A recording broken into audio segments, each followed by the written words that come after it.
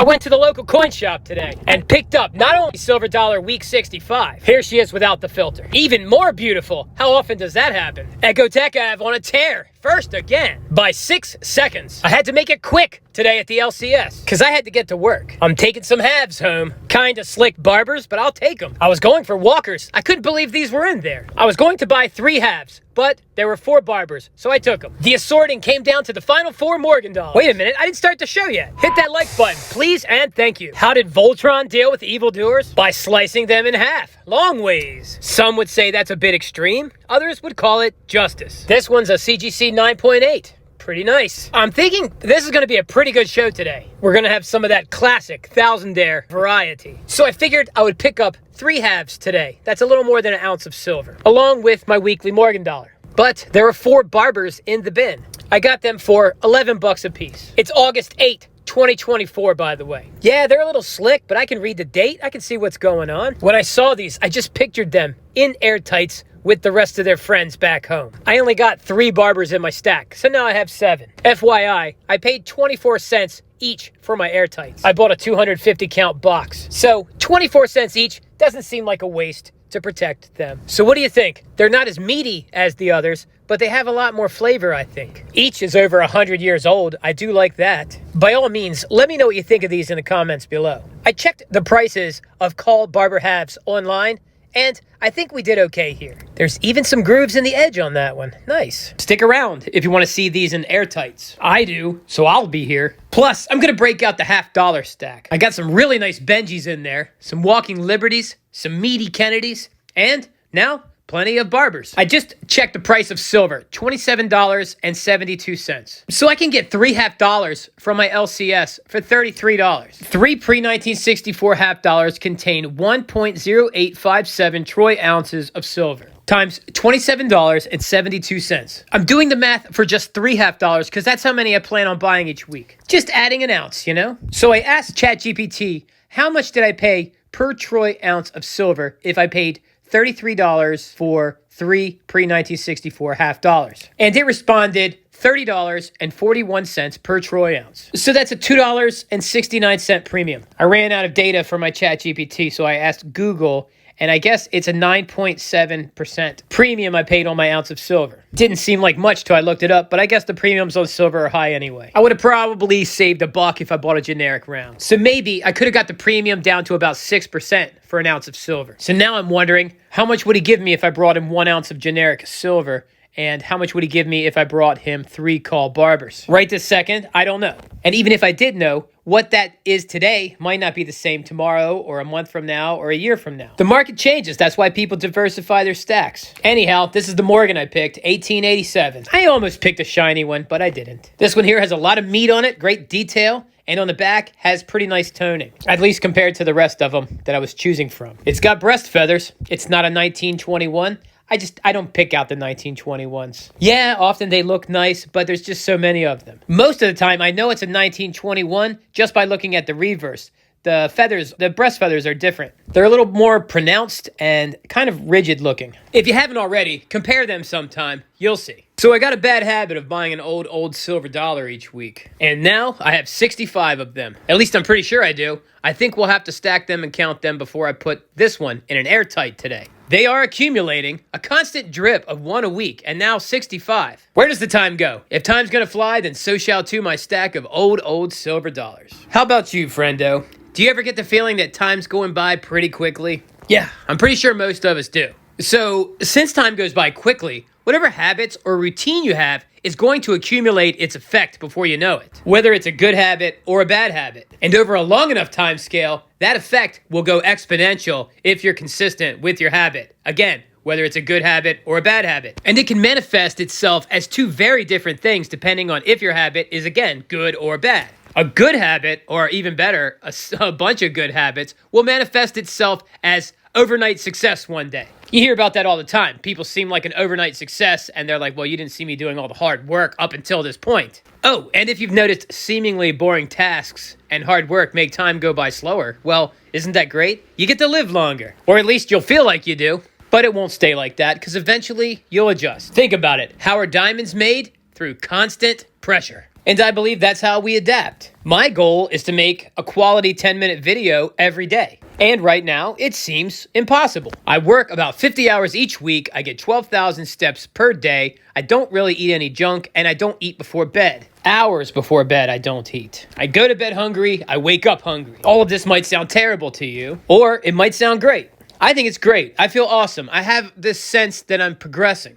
And I'm grateful that I'm here feeling well enough to do the struggle, and optimistic that I will adapt. So what if you have a bad habit, or even worse, a series of bad habits? Things may seem fine for a while. Heck, things might even be enjoyable. I mean, after all, a lot of bad habits can be fun. But over time, they will take their toll, and over enough time, there will be an exponential toll, and the effects will manifest as a tragedy. It will seem sudden and swift, but the truth is, it was in the making for quite some time. So maybe consider putting a cheap calendar on your refrigerator and start a good habit, whatever you want. I think a great habit comes from a long-term goal. And make it big, why not? Don't get too passionate about it, all right? Relax. But once you got this big goal, figure out when you want it by, roughly. And then divide it by the years, months, weeks, and days. And then you'll figure out what little thing you need to do every day to make that a reality one day. And every time you do that thing each day for a while, put a little mark on your calendar on your refrigerator. And try not to let it get interrupted. Set a small-term goal. I do 90 days. Can I do this for 90 days without it stopping or being interrupted? For example, I do 12K steps every day now. I think I'm on day 21. And yeah, I have the calendar on my refrigerator.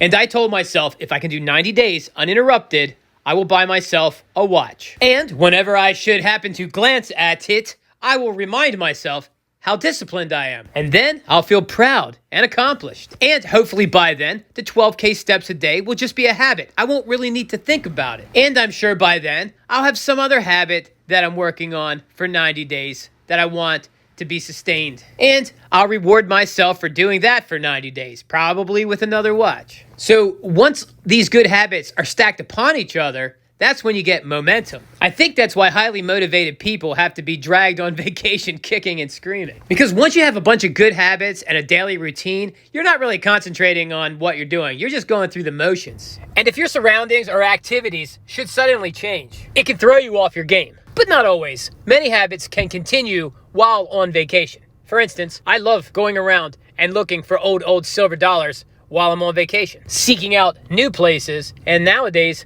seeking out old, reliable places, because last year when I was on vacation, I bought silver dollars. And this year, I vacationed in the same area. And if I vacation there again next year, it will go even smoother. Momentum is being protected. If you want to know more about the good or bad habits and how they take effect over a long period of time and how it becomes exponential, there's a book called The Compound Effect by Darren Hardy, and I believe it's on YouTube as an audio. You can just listen to it for free, I think. And if not, it's well worth divvying up some of your filthy fiat or paying for with your petrodollar promissory notes. If you buy the book, I get nothing. I just believe it's a good book and you should read it. And if you think there's a book I should read, put it in the comments below. I don't always get to the comments right away, but I do get to them. And I would definitely appreciate a good suggestion to read, or likes or algo food, whatever you got. Also, if you're enjoying this content and you're not subscribed, join the wealthy community. Go for it. Hit the button and I will show up in your feed every day.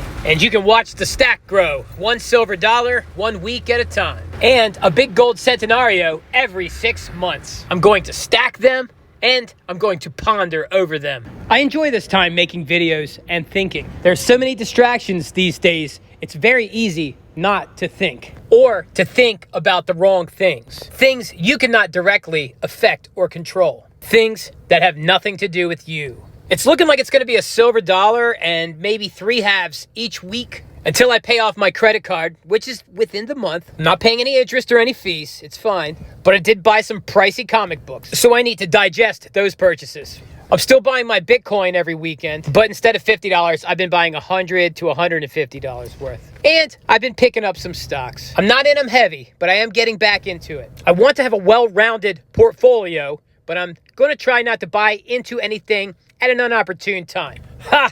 Like I know when that is, right?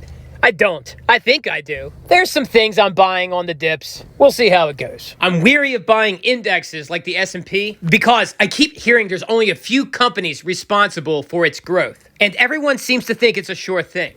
I'm skeptical of things that everyone thinks is a sure thing. But there are many indexes, and perhaps I will look into them. I finally had a couple moments to mess with this airtight lockbox. Why do I need one that's airtight and waterproof? It's to protect some of my higher-end slabbed comic books. I should be able to hold 8 in here. I think that's about how many books I have that auction over $300. It wasn't as annoying as I thought it would be to fit this box for these comics. It has this breakaway foam, so these boxes can be fitted for all kinds of cool things. I don't sell them, but maybe I should. What is it with me and airtighting things? For the coins, it's for showmanship. And I do stack them a lot, so it does avoid damage. And remember, I buy mine in bulk, so I don't spend a lot for each one. As far as comics go, they're fragile and expensive. So I worry like some bird with eggs. And I don't want to worry like some bird with eggs. I'm a grown man. I don't want to be like anything that has eggs. Actually, I'm overreacting. I just looked it up on the AI. Many male species of birds take part in the protection and incubation of eggs. And not just any birds, eagles too. I just looked that up. All right, so my comic book eagle eggs are nice inside of an airtight lockbox. Hey, you did remember to hit that like button, didn't you? Everybody forgets sometimes. It's okay. But we need those, friendo. Your likes are the nails in the coffins of the shill stacker channels, the bullion dealers, Muppet puppets, the people that tell their audience silver and gold is going up. Here's where to buy it, and not financial advice. Let's let them know that's it. That is it! Thousandaire Radio, wicked job. I need some more of these bags. These are awesome. So you stayed after the credits, huh? You just caught me butter bathing this sirloin. Oh, you better be careful, friendo. You're gonna get hungry. Oh my, did you see that jiggle? We're just on the outskirts here. It's gonna get more red. It's actually not an expensive cut. This is called a petite sirloin. It tries to be a filet mignon. Not quite, but still pretty good. You want to see a Rolex hovering over some silver? This isn't mine. I'm not a Rolex guy yet. My rule for watches, if I can't buy 100 of them, I don't wear it or buy it. So you can get an idea of how much asset value I need before I start wearing any of these. Oh, I'm getting excited again. The video is over. Calm down. Calm down. Leave a comment, friendo.